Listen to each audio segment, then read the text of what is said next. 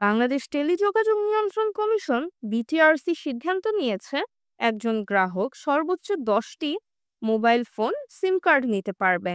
অর্থাৎ একজনের নামে 10টি সিম নিবন্ধন করা যাবে।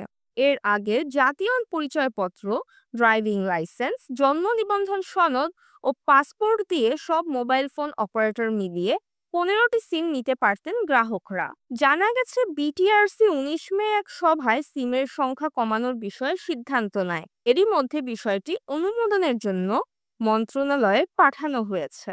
জাতীয় নিরাপত্তা, অপারেটরদের অসুস্থ প্রতিযোগিতা এবং অন্যান্য দেশে সিম ব্যবহারের সর্বোচ্চ বিবেচনায় একজনের নামের বিপরীতে সিম সর্বোচ্চ 10টি করার সিদ্ধান্ত হয়েছে।